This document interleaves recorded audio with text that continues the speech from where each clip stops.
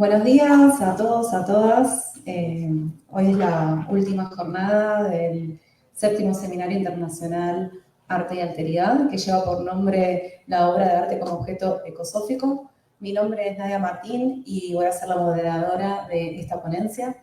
Es un honor tener con todos nosotros y todas nosotras a Emma Baizabal. Ella es investigadora independiente, dedicada a la filosofía de la tecnología.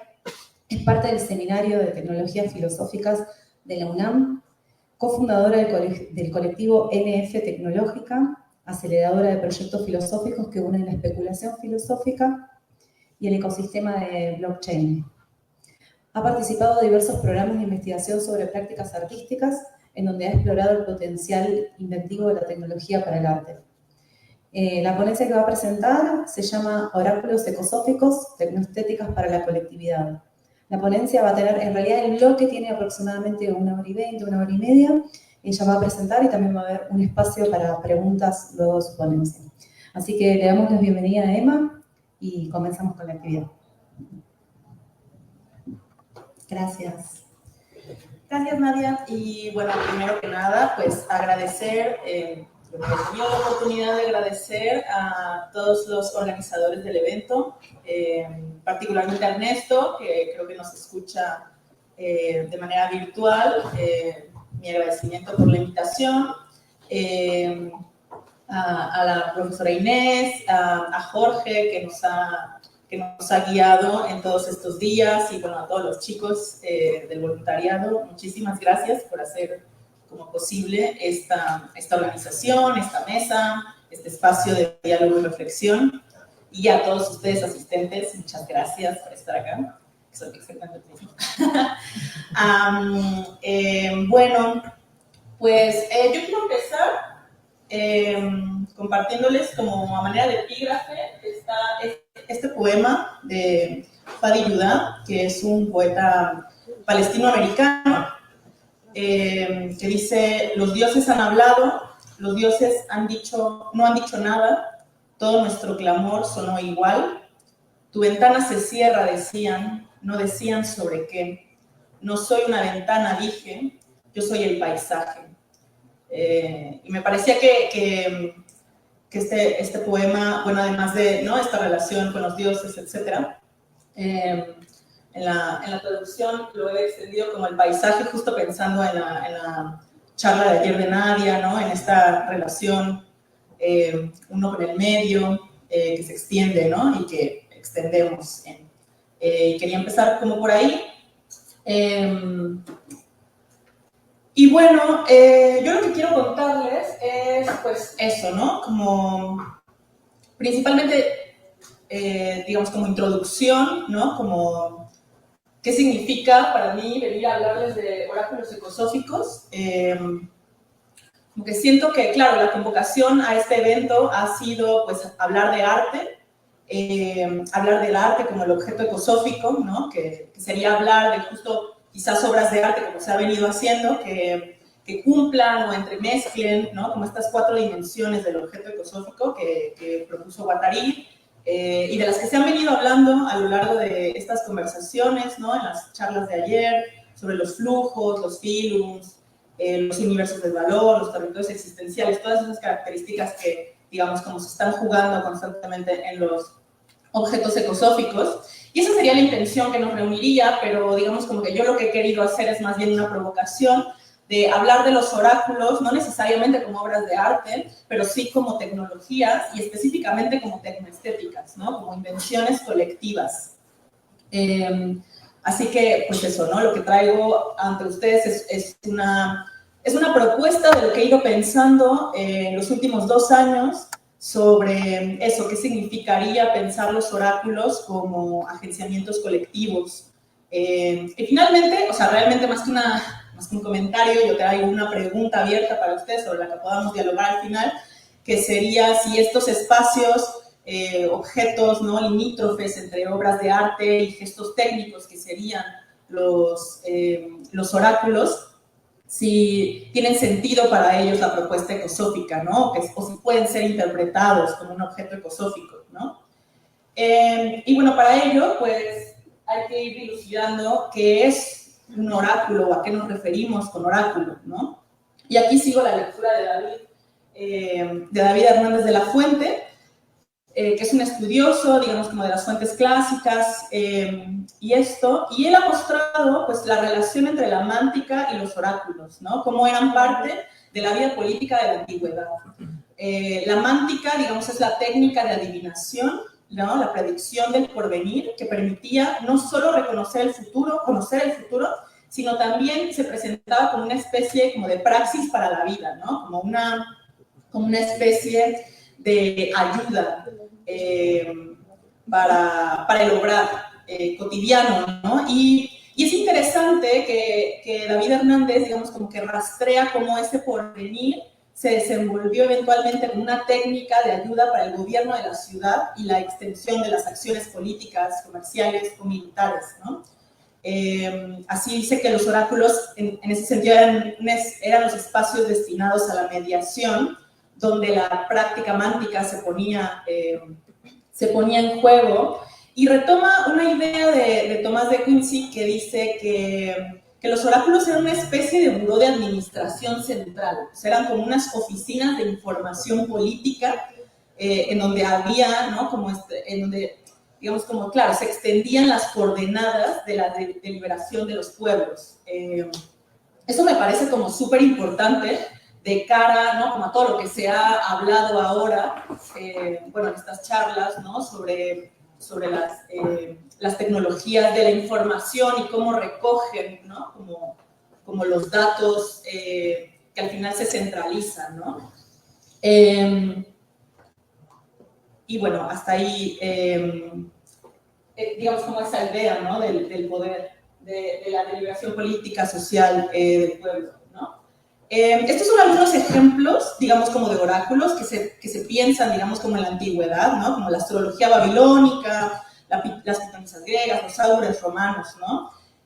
Son oráculos comunes del mundo antiguo que sirvieron justo como mecanismos de control social que daban legitimidad a ciertas figuras sobre otras.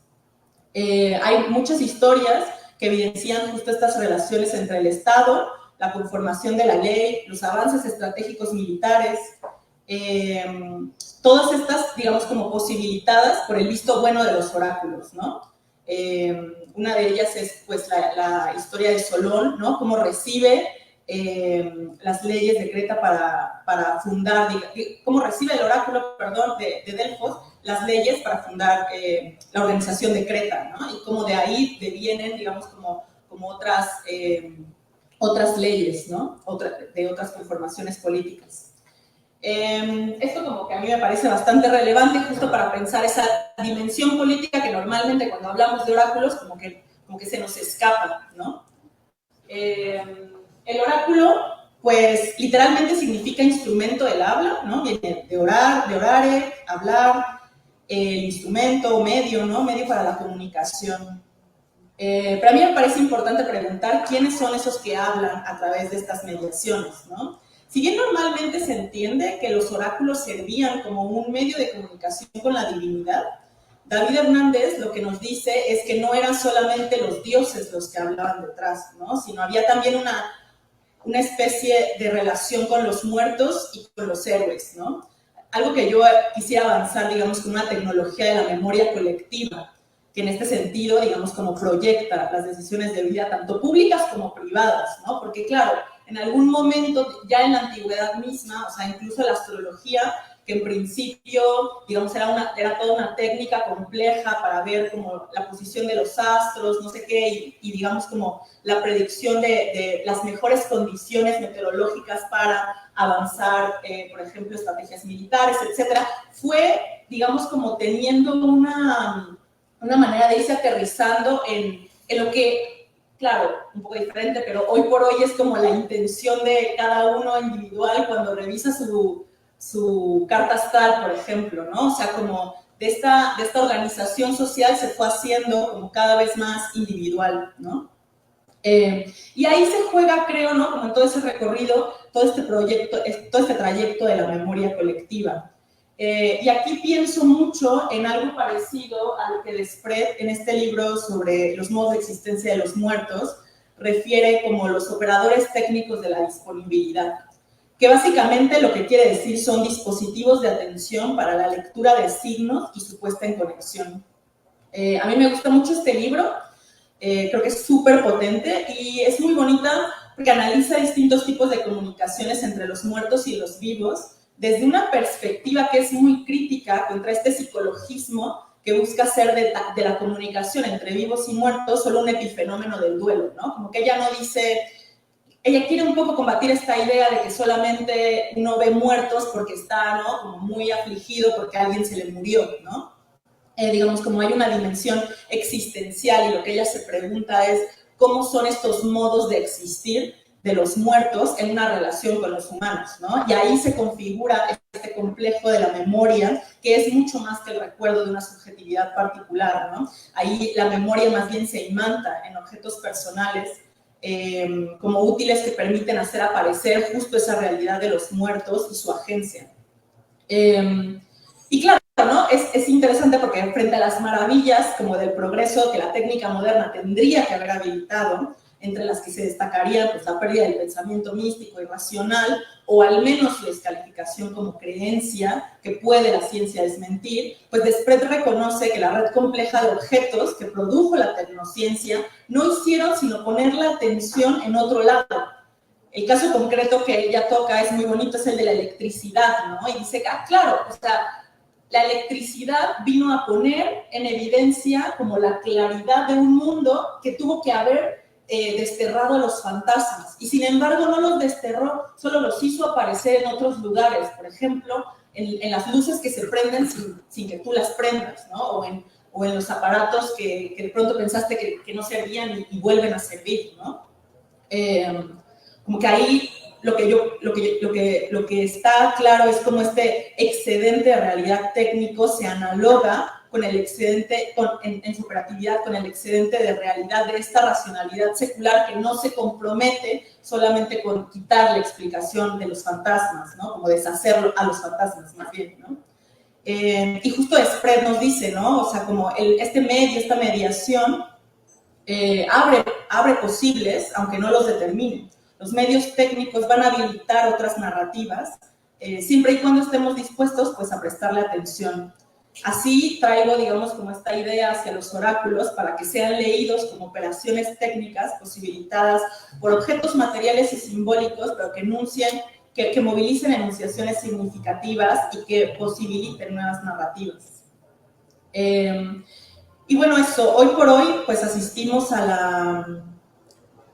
la masificación de los oráculos, realmente. Ya no hacemos un peregrinaje para ir a encontrarlos, ya no nos imbuimos de la ritualidad para comprenderlos, ¿no? Como los encontramos en las redes sociales, a medio camino, pues entre un chen.org, un video de gatos, ¿no? Porque los oráculos buscan más bien nuestra atención. Ya sea esto, ¿no? Pitonizas, community manager, anuncios publicitarios que buscan, ¿no? Como jalarte a hacer una lectura. Proliferan incontables artes mánticas virtuales, desde la astrología y la interpretación de los sueños hasta las runas y la numerología.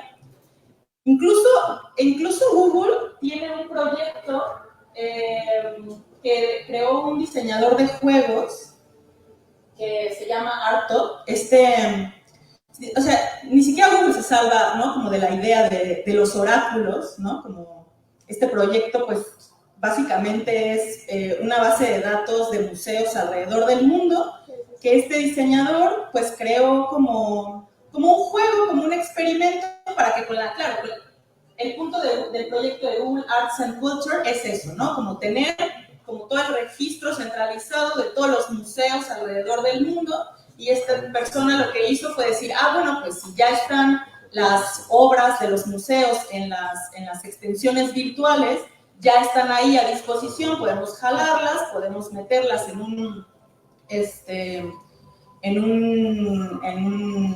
randomizador y así hacer una lectura, ¿no?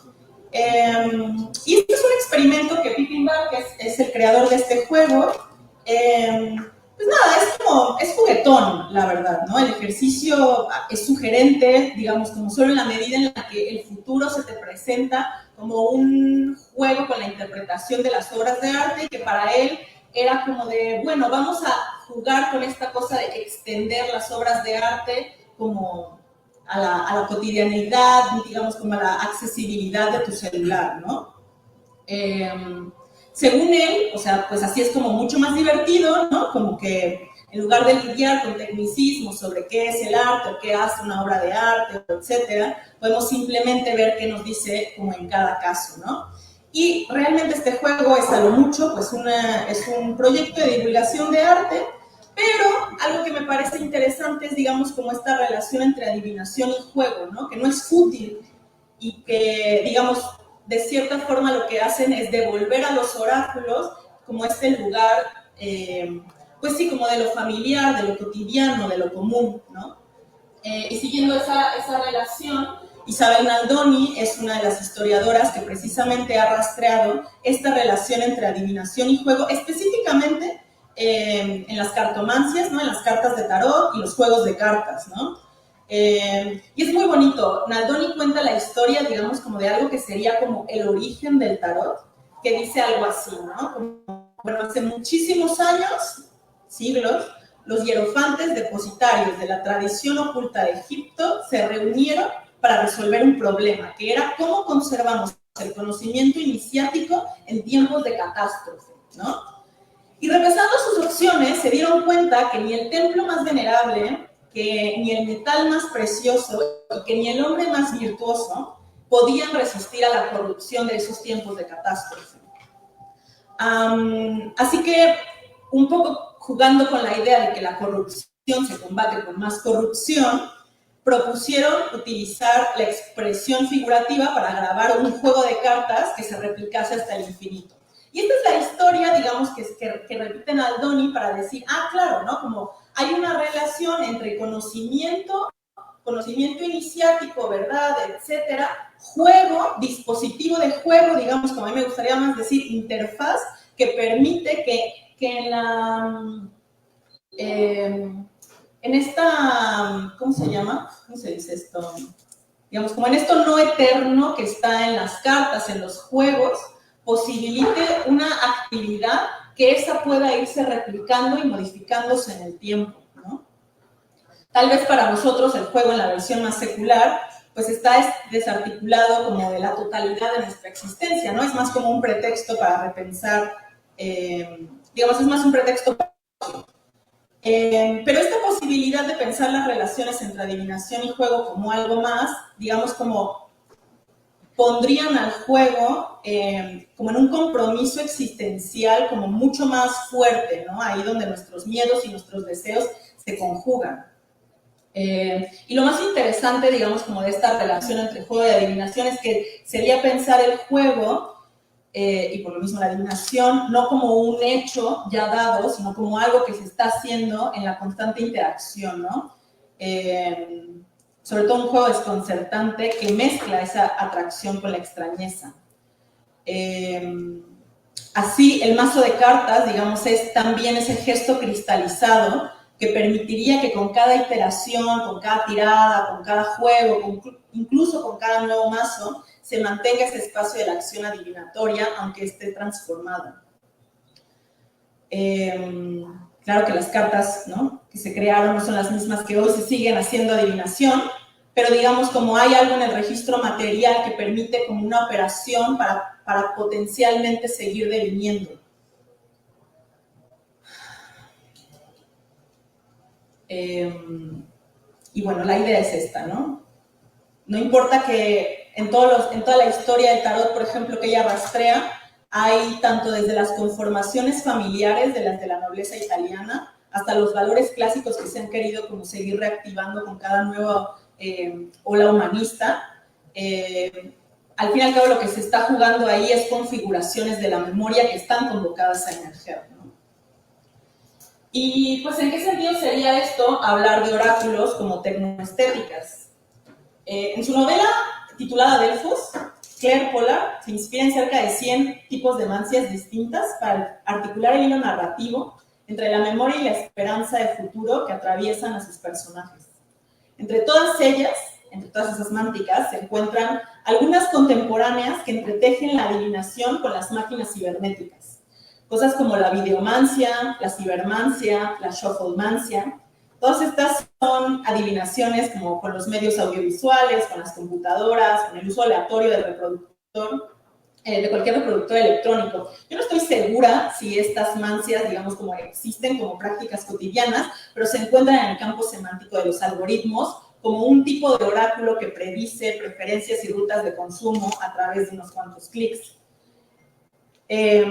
Como los oráculos randomizados en diversas páginas de internet, entre los que el juego de Pippin que les enseñé, hablan, pues justo, ¿no? Como que la tecnología y el oráculo, esta relación entre tecnología y oráculo como que sigue abriéndose de una manera como muy inminente, ¿no?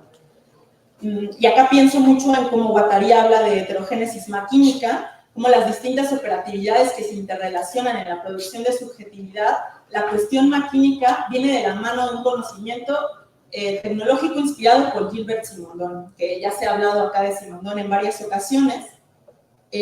Justo ahí, como que algo que es como bien importante y súper relevante de la propuesta de Simondon, pues es el reconocimiento de esta interrelación que es fundamental para pensar el papel de la tecnología y reintegrarla, ¿no? Como dice Simondon, a la esfera de los asuntos humanos, porque eso es algo como que normalmente se olvida o se da por sentado, ¿no? O sea, como hoy por hoy, cada vez que asistimos a una reflexión en torno a las críticas de la tecnología, como que parece que la tecnología siempre es eso que compromete el espíritu de la humanidad, ¿no? Como que acá hemos visto cómo eso se está interrelacionando. Bueno, esta es una propuesta más.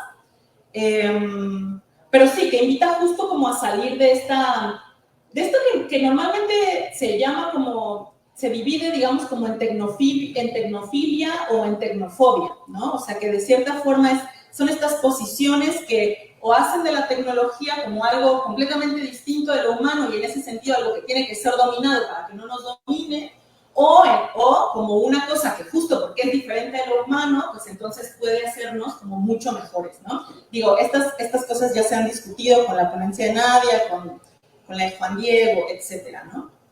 Pero quizás la idea de tecnoestética como que está ahí en una especie como de punto medio para reafirmar esta relación de manera mucho más intrincada, ¿no? Y así, pues, justo lo que pienso es que todo proyecto encaminado hacia una era posmediática que reconozca la importancia de las operatividades maquínicas en distintos niveles, pues tiene que pasar no solo para la comprensión de la tecnología, como la articula la tecnociencia y como se articula dentro del capitalismo, sino también desde la potencia que la tecnología articula para y con otros espacios sensibles y de creación. La tecnoestética estaría así intrincada con quien la habita. La modificación de la sensibilidad en una dirección a dos vías, donde es claro que la tecnología modifica la sensibilidad, pero la sensibilidad también se produce tecnológicamente. Y esto me parece importante, ¿no? Porque dice Guattari que, claro, el arte no tiene el monopolio de la creación, a pesar de que lleva a su punto extremo la capacidad mutante de invención de coordenadas, de engendramientos, de cualidades de ser inéditas, jamás vistas y jamás pensadas. Y para mí esto es importante en la medida en la que digamos, como no cree un cisma entre arte y tecnología, como es tan fácilmente muchas veces de hacer ese cisma entre arte y ciencia, ¿no? Cuando la tecnología se concibe como tecnociencia, parece que no tiene otra más que subsumir la afección y suprimir el mundo de lo posible y lo infinito en sus referencias virtuales. La idea de una enunciación tecnoestética entonces radicaría en esta provocación de pensar la tecnología como no solo como un aparato de la ciencia, sino como el espacio de aparición de la sensibilidad y la afección, en donde las posibilidades infinitas de creación sean apropiadas tecnológicamente. Y esto es lo que Desprez, a propósito de los operadores técnicos de la disponibilidad, llamaría una ecología de sentires, que extendería, digamos, como en esta noción de ecología, de las tres ecologías de las que ya hemos hablado de Guattari, ¿no? Consistiría como en reconocer nuevas maneras de pensar o de aprender, que son también, pues, nuevas maneras de imaginar y de sentir. Los oráculos son, según yo, un motivo para movilizar la tecnoestética, no solo como modelos de obras de arte, sino como procesos de invención. Y justo, ¿no? En donde lo que se ponga en juego de estos procesos, pues no sea que su tecnología consista nada más en la artificialidad o en el artificio, sino más bien en la operatividad que produce material y simbólicamente, como para reafirmar ese enfoque existencial, ¿no? Como una máquina pues simpoética, ¿no? Los oráculos así creo que inventan, ¿no? O sea, como están ahí puestos en el futuro, pero claro, inventan no solo el futuro, sino también el pasado y el presente en cada enunciación, es decir, en cada enunciación oracular, en la medida en la que cada invención demanda y prolonga una prolongación, intensiva del espacio y del tiempo como posibilidad abierta. Los oráculos como tecnoestéticas se movilizan entonces en este espacio reticular entre invenciones, tecnologías y sensibilidad, y para pensar ello un poco mejor, pues propongo mirar 3 casos en los cuales oráculos particulares inspirados específicamente en las cartomancias similares al tarot instauran nuevos horizontes de sentido que movilizarían acoplamientos entre distintos agentes, en lo que podríamos considerar con Guattari una emergencia de los procesos de singularización de existencias. ¿Qué oráculos podríamos pensar aquí? Es de lo que les voy a hablar ahora. Este es el oráculo transfeminista. Es un proyecto que para mí fue muy relevante en esta integración de los oráculos a la noción de tecnología. Este es un proyecto creado por la organización Coding Rights de Brasil, que es una organización con enfoque interseccional y feminista que se evoca a defender los derechos humanos ante el desarrollo, la regulación y el uso de tecnologías digitales. Buscan exponer y retar las tecnologías que refuerzan las asimetrías de poder, siempre centrándose en las inequidades de género. El instrumento oracular que ellas proponen, pues es una serie de cartas, también a la manera de un tarot refuncionalizado, que combina lo que serían valores, situaciones, personas, lugares, objetos, ¿no? O sea, digamos, esas son como las directrices desde las cuales ellas, claro, reinventaron, ¿no? Como rehicieron estas cartas. Y con este juego ellas buscan, pues justo, ¿no? Imaginar colectivamente, compartir ideas para la producción de tecnologías transfeministas para el futuro. Es una tecnología en un sentido que sirve para imaginar otras tecnologías. Y este es un ejemplo, digamos, como de una consulta oracular que fue creada en un taller, digamos, como de esta selección de cartas, que es algo que se le llama como una tirada, ¿no? Es como sacar unas cartas al azar. Salieron estas, entre las que está pues, el multiespecismo como un valor, una circunstancia que sería de descentralizar el poder y de diversificar la gobernanza, y las bacterias, ¿no? Como que eso es lo que aparece en las cartas, y ellas, digamos, como en un proceso de acompañamiento en estos talleres con los que han hecho este juego, lo que han, digamos, como intentado ha sido como posibilitar esta imaginación de crear otras tecnologías. ¿Me escuchan? No escucharon nada de lo que había hablado antes. Eso, inventar otras tecnologías que no han sido pensadas, ¿no?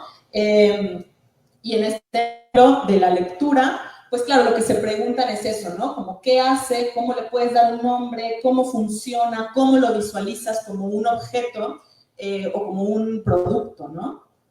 Y aquí el ejemplo que hicieron es el de unos probióticos que, digamos, como una especie de cuidado colectivo, ¿no? Como tipo un nuevo healthcare a través de los probióticos, ¿no?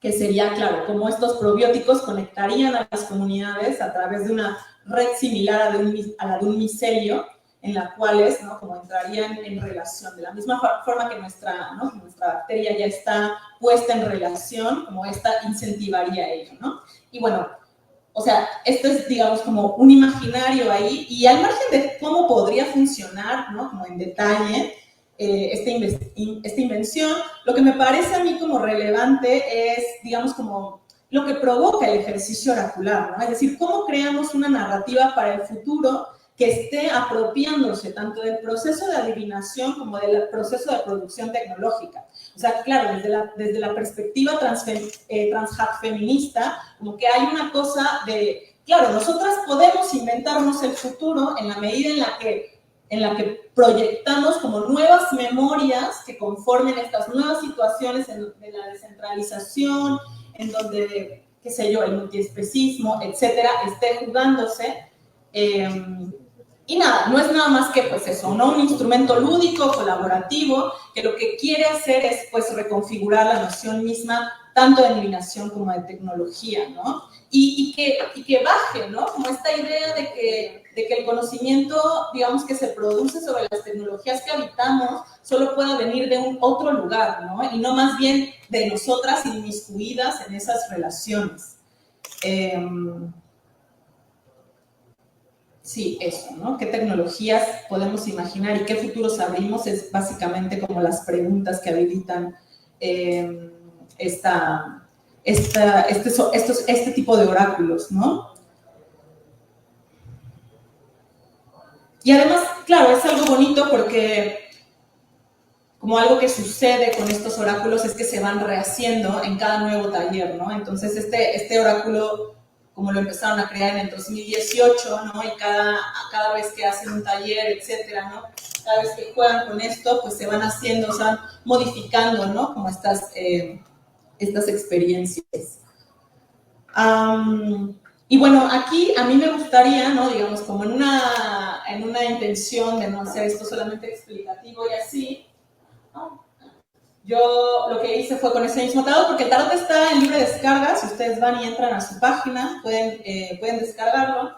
Y yo lo tengo ahí, descargué descargué las tarjetas, y en un acto de azar, pues saqué estas tres, que son la no-binariedad, la apropiación de tecnologías como herramientas de resistencia transfeministas y un objeto dildo. Y nada, como que me gustaría, para quien quiera, ¿no? Como ser convocada a la provocación, que piensen un poco en ellas, ¿no? Como en estas imágenes, que les hacen pensar, ¿no? Qué ideas les provocan, qué cosas se les presenta. Quizás en una especie como de silencio cómplice en la contemplación, tener un minutito, ¿no? Como para pensar en ellas y volver al final para dialogarlas y algo, ¿no? De lo que siga avanzando en la charla tiene como sentido.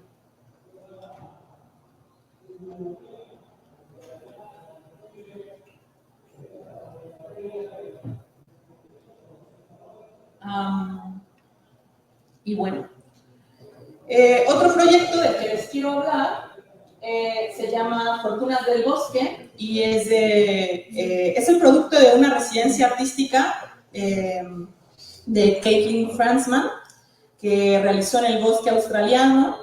Ella también creó un mazo de tarot con unas cartas con fauna y flora del territorio australiano, específicamente del bosque Karawabata.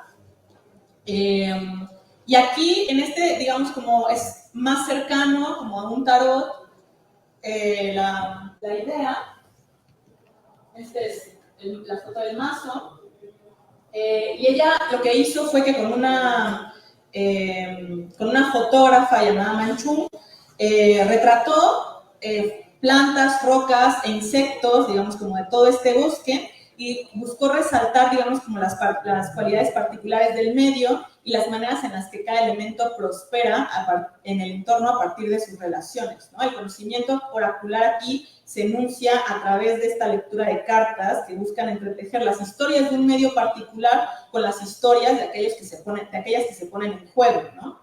En este caso, por ejemplo, esta, que es una planta emergente, crece a partir de un sistema de raíces en expansión que perfora la superficie hasta 2 metros de altura y debajo, ¿no? Esta planta reduce lo turbio del agua, retiene los sedimentos, elimina excesivos sedimentos y produce oxígeno, ¿no? Acá hay otras, por ejemplo, esta se llama Aliento Vital, y nada, se me hizo chistoso que ayer hablábamos del viento, y es una planta, es un shag negro, que su característica es que, bueno, como son, digamos, son diódicos, las flores masculinas y femeninas crecen en plantas separadas, entonces el viento es de hecho la fuerza que ayuda a coligar la polinización, ¿no? Y nada, o sea, como que a partir, digamos, como de este conocimiento de las plantas, es que se conjuga no solamente una lectura del ambiente holísticamente, sino que intenta lanzarnos una mirada sobre nuestros propios ambientes, ¿no? Nuestros propios territorios existenciales, afectivos, etcétera, ¿no? Lo relevante de este tarot, digamos que es como muy, muy similar a cualquier juego de cartas, es que ellas proponen como un tipo de lectura que es diferente al que se hace como del enfoque psicoanalítico terapéutico, ¿no? Como que este proyecto está como muy interesado en movilizar las reflexiones ecológicas sobre el medio y sobre cómo reinventar la mirada de nuestras condiciones de existencia territorial, ¿no? Así que, claro, la pregunta por el territorio y por los cuerpos es, digamos, como la que moviliza la relectura o los procesos de relectura de este tarot, ¿no? Para ellas, la lectura se hace a través del cuerpo, ¿no? La dinámica es que, claro, en lugar de tener una consulta como normalmente la tenemos, ¿no? En donde estamos sentadas una enfrente de la otra, donde es una cosa como muy personal y de una a una, aquí hay un proceso, digamos, como un poco más colectivo, en donde están las artistas, en donde están las consultantes y donde se hace, digamos, como una reinterpretación de las cartas en el movimiento, ¿no? Como la gesticulación cobra sentido en el cuerpo y en el espacio que habilitan, ¿no?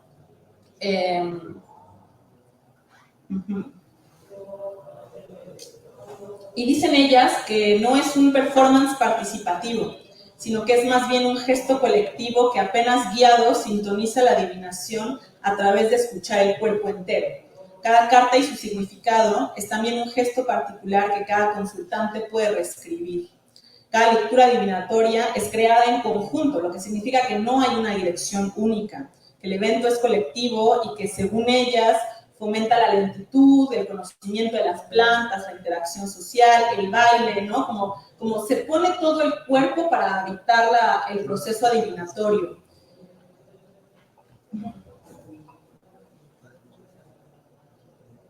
Y esta colectividad, pues claro, se extiende, o sea, por un lado, digamos, como del conocimiento imbuido en la representación de las cartas, que tiene que ver con el conocimiento de los levareños, de los defensores del territorio, de los expertos en conservación, pero se extiende aún más a la creación colectiva que moviliza, digamos, como este cuerpo reunido, ¿no? Que no es nada más que la reunión de cuerpos particulares, ¿no? Un poco lo que compartía Nadia sobre los cuerpos ayer. Y bueno, ahí estas son imágenes de una presentación que hicieron en esta residencia artística, en las que van por ahí, ¿no?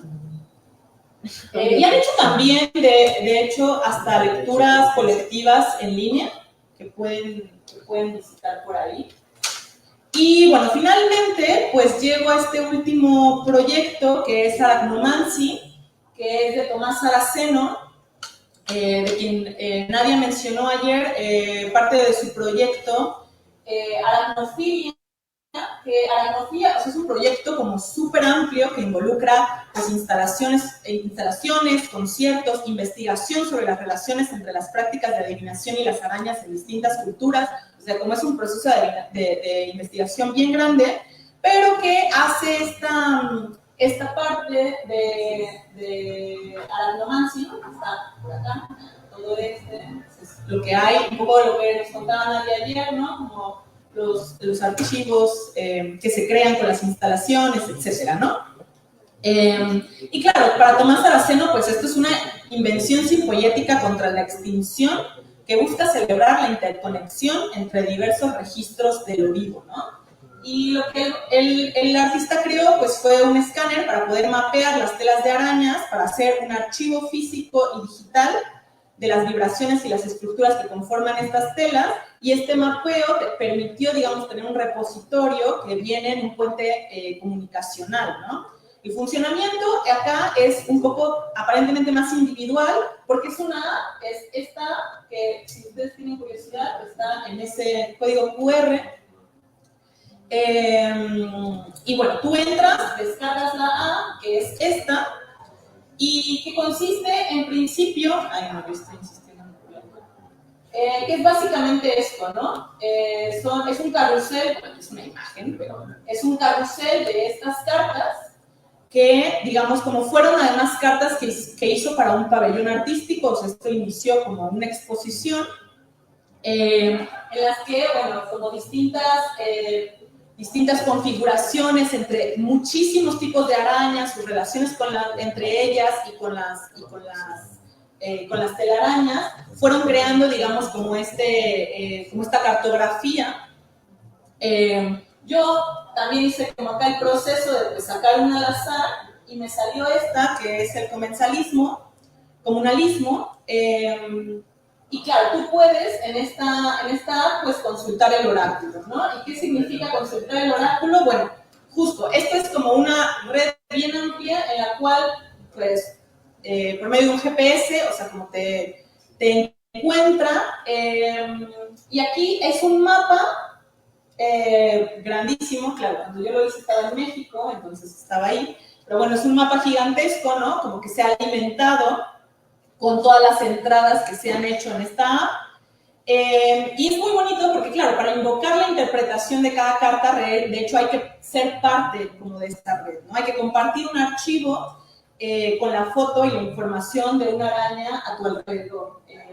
Y aquí es un poco lo que sucede. Aquí tal vez no es muy claro, pero digamos, detrás de esto, lo que hay es una foto que yo tomé de mi casa, porque en mi casa convivo con arañas, y entonces le tomas una foto, ¿no? La posición en el mapa, puedes por ahí curiosear todos los puntos grises, y una vez que tú has hecho tu contribución, digamos, como puede revelarte el oráculo, ¿no? La significación de la carta. Y acá está muy bueno porque, claro, te preguntan, ¿no? Como pues, ¿qué hace, no? O sea, ¿qué es lo que tú ves en tu relación con esta araña, ¿no? ¿Qué tipos de arañas encuentras? Y si no una de estas, puedes poner una que no esté, etcétera, ¿no? Y el oráculo te pregunta, claro, esta es una relación, digamos, como más personal, ¿no? El oráculo te pregunta qué es aquello que tú ves, qué es aquello que tú encuentras en el medio y cómo te hace sentir, y a partir de ello, pues ya genera, te da la lectura de la carta, ¿no? Que en este caso dice: entre las ramas de los cipreses o en las vigas del techo de los pabellones nacionales, los mundos están plegados unos dentro de otros, una comunidad que no necesita nombrarse a sí misma. Si el hábitat crea el colectivo, es hora de interrogar a aquel al que crees pertenecer. Y sobre esto, digamos que es como la lectura de la carta particular, todavía puedes hacer una pregunta, y yo aquí pregunté si podía ser mi pensamiento extenderse hasta ser un territorio habitable. Y claro, es muy bonito porque lo que te responde, entonces es parte de este gran archivo en el cual tú lo que recibes es las vibraciones de las arañas, literalmente, ¿no? O sea, tu celular comienza a vibrar y en una especie como de acto no representacional y de enigma que se está configurando a la hora de la respuesta que se está abriendo, pues lo que tienes es eso, una sensibilidad extendida a través de tu dispositivo, ¿no? Es un conjunto sinérgico entre vibraciones, cartas, arañas, ¿no? Esto es esta invención. No solo es un artilugio, sino una producción de realidad que vehiculiza el excedente de realidad mismo. Es una especie, claro, de sinergia entre imagen, texto, vibración, y en donde cada respuesta pues está llevada al límite entre la comunicación y la representación. La inspiración de estas comunicaciones entre arañas, aplicaciones y humanos hace evidente que no hay una manera única de acceder a la realidad. Puede ser que las arañas no solo tejan sus telas como herramientas de cacería, ¿no? Sino como instrumentos comunicativos. Y esto es algo que incluso Desprez como reconoce cuando habla en su libro sobre la autobiografía de un pulpo, habla sobre esta cualidad expresiva de los animales que se desenvuelve técnicamente. O sea, como es la modificación de lo real en tanto técnica, aquello que permite la expresión de un excedente de realidad que normalmente no, como que nos velamos, ¿no? Y bueno, ¿no? Estos mensajes no tienen por qué ser una guía de cómo vivir nuestra vida, porque justo no es el tipo de adivinación que busca normar prácticas de hacernos temerosos o justificar nuestro desenfreno, ¿no? La apuesta realmente es mucho más modesta, es una atención sobre aquello que no ha sido dicho, una atención de aquello que nos falta por pensar. Y aquí la obra, claro, fue puesta por Tomás Saraceno y por las arañas y por todos nosotros en cada caso que activamente estamos alimentando el archivo, ¿no? Como que no hay un creador, si no hay una invención, pues en confluencia que se está haciendo, ¿no? Una ecología que recompone el medio, el sujeto y a la mediación. En este sentido, es lo que llamaría una enunciación oracular que descentra la individuación humana. Y bueno, finalmente, pues cada uno de estos oráculos es bastante distinto, ¿no? Como satélites que tienen canales comunicacionales entre un destino y otro y que registran y amplifican una diversidad de señales. Pero claro, estas invenciones van coordinando sinérgicamente las importancias colectivas a su modo. El tiempo de la adivinación en estos dispositivos no es solo la del futuro, sino la del pasado y el presente en su conjunto, ¿no? Aquí la memoria se complejiza al no ser solamente producto del recuerdo subjetivo. Su especulación corre en líneas distendidas que modifican los afectos y emociones compartidas que hacen todo menos predecir. Realmente solo quieren especular e inventar. Lo que tienen en común es que ponen en el centro una reflexión tecnológica, política y ecológica. Buscan descentrar la mirada individualista de la consulta del tarot a partir de ejercicios colectivos que como un diagrama mapea distintas posibilidades en cada recombinación. Cada oráculo es una cartografía única cuyos indicios no siempre son claros. Tiene sentido que cada uno de estos se cristalice en juegos de cartas distintos, porque las cartas, a diferencia de los libros, al menos la mayoría y como los conocemos en general, pueden ser leídas rizomáticamente. Quizás Arachnomancy es el que más reta, ¿no?, cierto nivel de representación, porque lo que obtenemos son estos acúfenos, ¿no?, estas vibraciones que no podemos ligar, digamos, como con la referencia como significante. Pero bueno, eso, ¿no? Que nos permiten, cada una de ellas a su modo, como que nos invitan a pensar cómo producir nosotras mismas el enigma, ¿no? Cada oráculo es entonces la condición de posibilidad de este enigma, que es una producción sensible que nos obliga a modificar nuestros modos de percibir, prestar atención a las señales para exteriorizar simbólicamente un camino. Cada oráculo nos permite material y operativamente, es decir, en cuanto a interfaz, actualizar aquello que permanece en el ámbito de lo virtual, que existe al margen de nuestra atención. Por supuesto, el conocimiento que producimos en el encuentro con el oráculo es expresivo y no contiene toda la realidad, pero es pero nos moviliza fuera de las condiciones cotidianas para lanzarnos en estos devenires futuros. Cada oráculo así manifiesta ese deseo de devenir otro. Y bueno, finalmente, pues yo les decía que esto, ¿no? Como la pregunta para mí estaba abierta, si podrían ser los oráculos un objeto ecosófico, ¿no? Si tenía sentido como esta mirada ecosófica sobre los oráculos, ¿no? Y qué significaría, pues, poner el acento en esta dimensión ético-política que es como muy importante para la dimensión ecosófica. Yo creo que estos oráculos son un punto de inflexión como para revivir nuestra responsabilidad, como la dice Guattari, respecto de las formas vivientes y de las formas ya ahí y por venir. Y como dice Desprez, ¿no?, como justo no es que un oráculo te diga el porvenir, sino más bien formula aquello que puede esperarte para un porvenir. La enunciación oracular, entonces, no es un destino, sino una destinación. Es decir, no es un lugar de llegada, sino es más bien ese proceso para llegar, ¿no?, una línea de fuga que favorece el contagio y la proliferación. Estos oráculos definitivamente no intentan predecir un hecho irreductible, ¿no?, sino que más bien piden la concesión de una atención en el sentido de conceder una disponibilidad y estar, digamos, como y reconectar como las importancias. Eso, ¿no?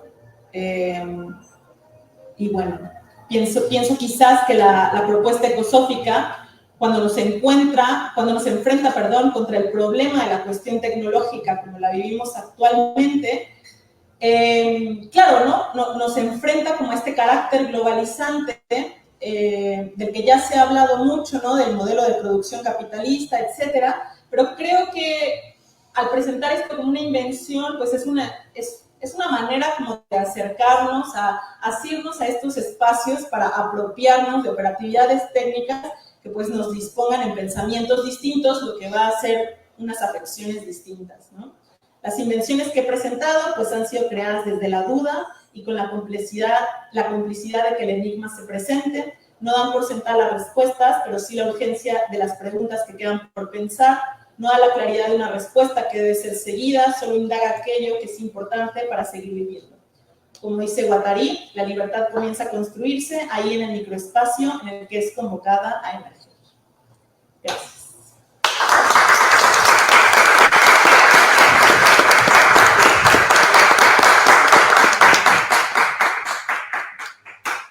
Bueno, muchas gracias por la increíble presentación, hermosísima. Este es el momento de las preguntas, del diálogo, y para eso quería también invitar a una cita de Donna Haraway, que ella también se sirve de unas arañas para pensar la idea de las figuras de cuerdas, ¿no? Como este juego en el que uno toma unos hilos, hace unas cuerdas con los dedos y después la pasa al otro, ¿no? Y ella dice la importancia cuando pensamos, ¿no? Cuando hacemos procesos de pensamiento, de creación, el hecho de tomar, ¿no? Ideas de otro para pensar con esas ideas otras nuevas ideas, o para crear con unos conceptos unos nuevos conceptos. Y me parece que es eso, ¿no? Con esta figura de cuerda que vos armaste, responder con la mano tendida, ¿no? Así que abrir desde ahí también esta rueda de diálogo, ¿no? Que circule la palabra con esa propuesta.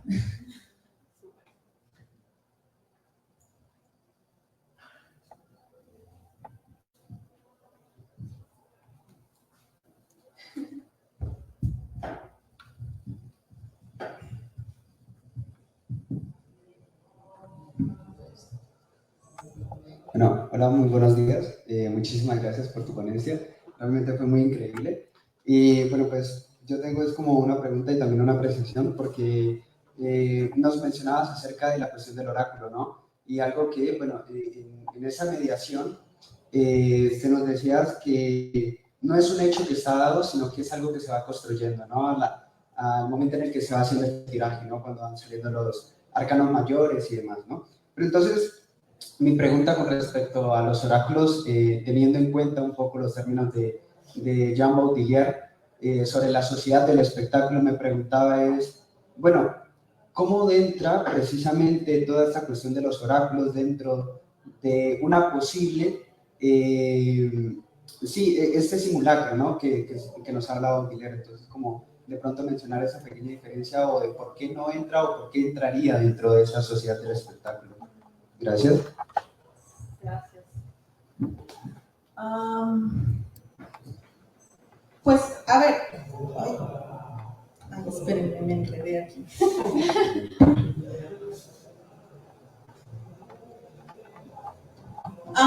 Claro, un poco cuando yo decía al principio que lo que no quería decir era como todos los oráculos son esto, ¿no? Como, y la intención de traer estos oráculos en particular es porque creo que están empezando como a abrir esos espacios, ¿no? O sea, claro, digamos que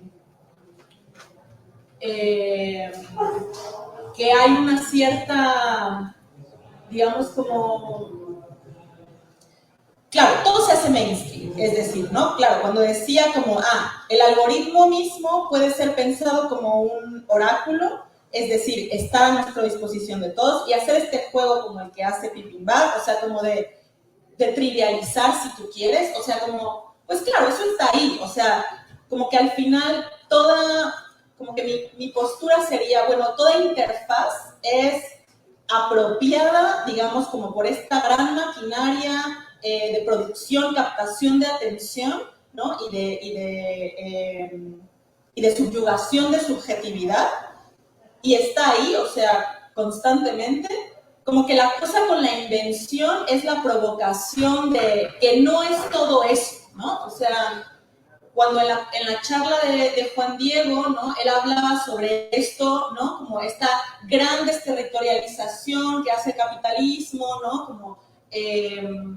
Como estos procesos de subyugación, de subjetivación como tan fuertes, etcétera, ¿no? Donde volteamos y en todos lados estamos ahí. O sea, yo no voy a negar con esto y no voy a decir los oráculos no son eso, pero querría pensar, digamos, como una manera de eso, repensar los oráculos para que nos hagan pequeñas líneas de fuga que digan, ah, mira, ¿no? Ahí donde crece el peligro, crece también lo que salva, ¿no? Y no de una manera total, pues, ¿no? Como que creo que eso se está dando ahí. Un poco el ejemplo de Pippin Bar es ese, porque claro, es un juego común que está en Google, o sea, que es parte de Google y de todo su sistema de captación de datos de los grandes museos, ¿no? Y creo que ahí también es una provocación para pensar, bueno, los efectos del arte, ¿no? Como se han venido pensando acá, o de lo que yo llamo las invenciones, quizás sería como ese impulso como por estar ahí resistiendo, si queremos, ¿no? Sí, no sé si eso. Gracias. Por allá. Hola, Emma, buenos días. Gracias por la exposición muy interesante. Pero también me confrontó con algo. De pronto no escuché la palabra magia en todo lo que expusiste. Entonces, esa es la pregunta, como la magia ahí dónde queda, o cómo concibes esa magia, claro. O si la sacas de este paquete. ¿Cómo la concibes la magia desde los oráculos y la relación de todo lo que expusiste? Claro. Sí, gracias. El otro día justo asistía a una conversación colectiva en torno a la relación entre magia y ciencia, y fue muy difícil en esa ocasión, como que siempre había una pugna por decir, la ciencia es racional, la magia es irracional. La ciencia produce verdades, la magia no, y siempre estábamos como habitando en esa dicotomía, ¿no? Y a mí eso que me hizo pensar, y digamos la razón por la que la cuestión tecnológica me interesa, es porque creo que es en sí misma un entramado como para hacer esto que ya mencionaba Nadia ayer en su conferencia, ¿no? Como tratar de diluir o de dimensionar las porosidades de algo que normalmente se siente como muy lejano, ¿no? Y entonces, yo pensaba mucho en ese momento que la magia, claro, la relación de la magia y la ciencia, bueno, es histórica, ¿no? Y que en cualquiera de los casos, quizás más bien la ciencia, pues claro, se secularizó de la magia, ¿no? Y más bien tomó esa irracionalidad, eso inexplicable, eso excedente de realidad. Cuando hablo de ese excedente de realidad, estoy pensando como en todo eso, ¿no? Como en todo aquello que la ciencia no puede explicar y que se pone a sí misma como límite y que relega al espacio de algo que a mí no me gusta llamar la creencia. No me gusta que sea nada más relegado al espacio de la creencia, porque creo que es más bien la vivencia, ¿no? Entonces, claro, para mí la magia, digamos, como que se está poniendo en juego constantemente en esto que llamo como interfaces, y que en ese sentido es una manera de pensar la tecnología no solamente como los objetos del capital, sino digamos como aquello que nos permite estar aquí mediándonos. Es decir, aquí estamos mediados por cuerpos, o sea, somos los cuerpos como en relación, pero tenemos como toda una serie de dispositivos que claro que pueden ser solamente del capital, porque nos están permitiendo encontrarnos en conexiones, ¿no? Y creo que ahí hay algo de mágico, ¿no? Creo que a eso sí, creo que si quisiera pensar que hay algo de mágico en esta explicación, es a partir de ese excedente de realidad que creo que nos está coligando constantemente, y que de cierta forma, claro, a diferencia de la ciencia, ¿no? Que se pone como límite, donde dice yo sobre eso no discuto, claro, la magia se está como jugando, ¿no? Y creo que es aquello que plurifica, ¿no? pero sí, o sea, como tal no la mencioné, digamos, como solo, tal vez solo la doy por supuesta, ¿no? Como algo que opera casi como un film ahí. Gracias.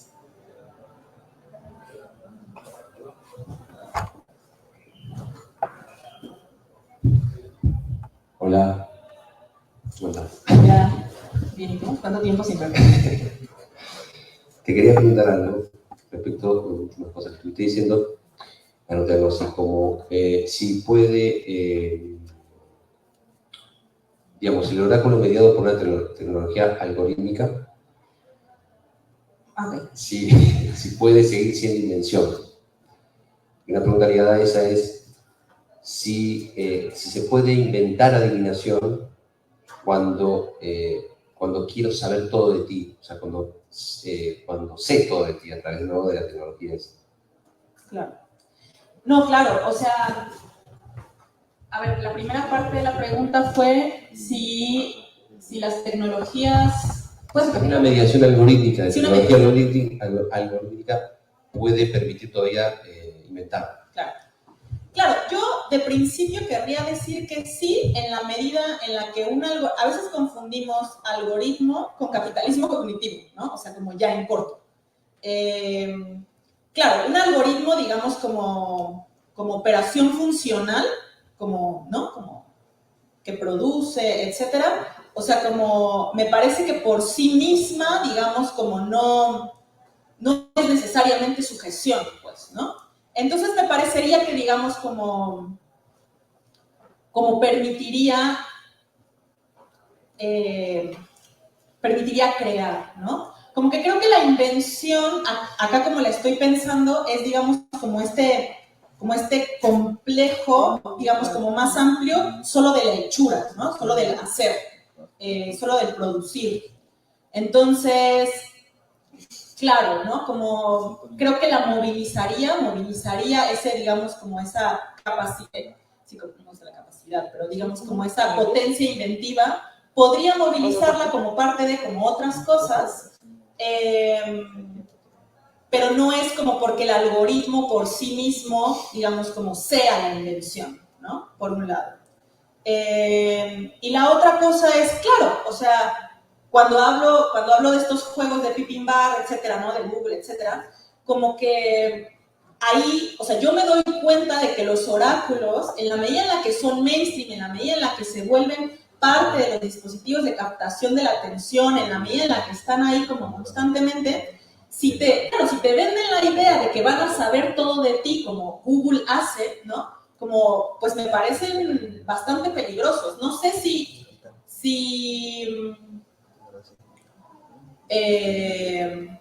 digamos, si solo eso es una invención, pero ahí está movilizándose la potencia inventiva, ¿no? O sea, como tampoco te voy a decir, no, las invenciones son las buenas y las cosas como malas que nos subyugan no son invenciones. Claro, ¿no? O sea, ¿por qué otra vez? Porque en sentido inverso, de donde crece el peligro, donde está también lo que salva, ¿no? Esto que salva nos pone en peligro constantemente, ¿no? O sea, como la invención no es ingenua, pues, ¿no? Eso como me parecería importante.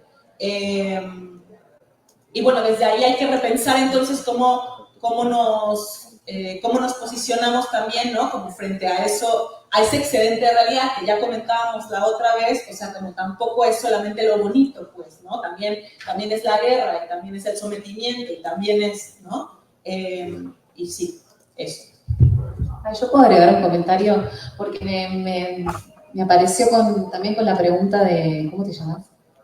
De Luis, y creo que también se vincula, en realidad creo que todas las preguntas están muy vinculadas, que también en relación a la ponencia de Juan Diego, que planteaba todas las técnicas, ¿no?, que hay de recopilación de datos a través de la vigilancia de datos, de todo lo que es la ingeniería de datos, y luego también está lo que es como la anticipación de datos, ¿no? Entonces, por ejemplo, las sugerencias que hace Google, ¿no? Claro. Recuerdo una charla con mi papá, decir, pero ¿qué más? Tipo, sabe lo que quiero, maravillado, diciendo, voy hacia tal lugar, quiero ir a comer, y ya me hace la sugerencia de cuál es el mejor lugar. Y yo un poco le decía, ¿no?, a mi papá, bueno, pero te evita, de alguna manera, que de pronto descubras un espacio chiquitito que no tenías idea y que te sorprenda, ¿no? Entonces creo que también se va en línea con lo que planteaba, de que tiene una cierta estructura oracular también, ya la lógica de Google, ¿no? Como de anticiparse y decirte, es ahí. Mira esta línea hacia dónde va. Lo que pasa es que son líneas de reterritorialización, ¿no? Lo que hacen es hacia lo que se, digamos, no abre líneas de fuga. Claro. Sí, entonces, sí me parece que un poquito siguiendo, yo soy muy haraguayana, me parece que, sí, somos, que está bueno también entender que lejos de, como vos, Emma, ya planteaste, ¿no? Lejos de una posición tecnofóbica y tampoco de fascinación tecnológica, bueno, dada que esta es la realidad, ¿qué espacios de creación podemos encontrar, no? Porque si no, es como, nuevamente, volver a, salgamos de la tecnología como si existiera una afuera. Claro. Entonces, desde acá, ¿cómo? Sí, esto me parece muy importante. Es que ya, en la fascinación, aunque se me hizo cortocircuito, ¿no? Pero sí, o sea, claro, claro, cuando decimos que Google es un oráculo, o sea, ahí yo lo que diría es que hay dos maneras de pensar esta condición oracular, que sería, digamos, como la adivinación, como la estoy queriendo proponer aquí, y la de la predicción. O sea, como que aquí la provocación es a la predicción como, ¿no?, confrontarle la noción de adivinación, ¿no? Y además de una adivinación que tampoco se piense solo desde estos mecanismos jerárquicos de los que viene el análisis de la antigüedad, por eso hablaba como de David Hernández, ¿no? O sea, como, porque claro, ahí había hay ahí una idea como de que, claro, si le pertenece esa información, o sea, la conformación incipientemente estatal en esos contextos, pues claro, es ya, ¿no?, el control movilizándose, ¿no? Y por eso como digamos, como la disputa sería eso, ¿no? Como resignificar esa potencia adivinatoria frente, claro, en un contexto en el que, ¿no?, la adivinación es una predicción constante, ¿no? Y que aquí, claro, estos ejemplos que traje parten del supuesto de que lo que hay ahí enfrente es un enigma y lo vamos a ir construyendo. O sea, como en la medida en la que nos pongamos, ¿no?, como corporal y en relación, lo vamos a ir construyendo, ¿no? Como el enigma somos toda, el enigma somos los amigos que hicimos en el camino, no es cierto. Bueno, eso por un lado, de lo que dices. Y la otra cosa, bueno, ya, creo que se me perdió, pero eso, sí, está súper. Muchas gracias. Bueno, gracias a todos, a todas, y especial a Emma por traer este disparador también para seguir pensando y discutiendo. Damos por cerrada entonces la ponencia y